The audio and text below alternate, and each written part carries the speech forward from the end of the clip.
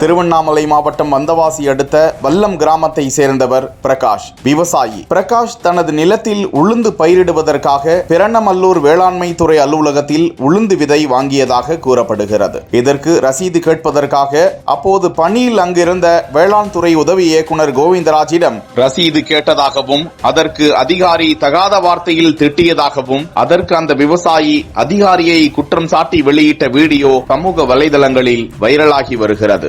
இதனை பார்க்கும் சமூக ஆர்வலர்கள் அதிகாரி கோவிந்தராஜ் மீது நடவடிக்கை எடுக்க வேண்டும் என வலியுறுத்தி வருகிறார்கள். பரணமல்லூர் பகுதியை சேர்ந்த ஒன்றியத்துக்கு உட்பட்ட வல்லம் கிராமத்தை சேர்ந்த விவசாயி பரணமல்லூர் வட்டார அலுவலகத்தில் உள்ள வேளாண்மை துறை அலுவலகத்திற்கு 3 மாதங்களுக்கு முன்னதாக துணை வேளாண்மை இயக்குநராக பணிபுரியும் கோவிந்தராஜ் அவர்களிடம் 500 ரூபாய் செலுத்தி 4 கிலோ உளுந்தும் 2 கிலோ துவரம் எனக்கு கொடுத்தாரு. அதுக்கு உண்டான ரசீதும் பில்லோ செல்ஃபோனுக்கு ஒரு குறுஞ்செய்தி எந்த விதமான நியூஸும் எனக்கு வரலை.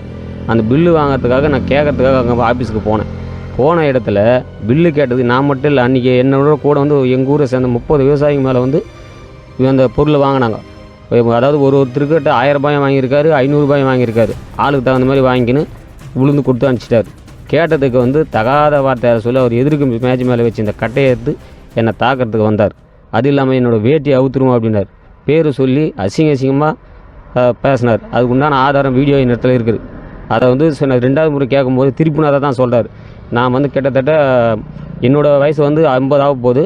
நான் வந்து 30 வருஷமாக நான் வந்து விவசாயம் பண்ணிட்டுருக்கேன். 30 ஆண்டு காலமாக நான் எனக்கு கருத்து தெரிஞ்சிருந்து ஆஃபீஸுக்கு போனேன். இந்தமாரி ஒரு கீழ்த்தரமான ஒரு அதிகாரியை, விவசாயம் மதிக்காத அதிகாரியை இதுவரை நாங்கள் பார்த்ததே கிடையாது. எத்தனையோ பேர் வந்திருக்காங்க இந்த ஆஃபீஸுக்கு. இது மாதிரியான பித்தலாட்டம் பண்ணுற வேலை அதிகாரிங்க போய் கேட்டாக்க பதில் சொல்கிறதுல முறையான ஒரு பதில் இல்லை. கேவலப்பட்டார். ஒரு நாட்டின் முதுகெலும்பு விவசாயின்னு சொல்கிறாங்க.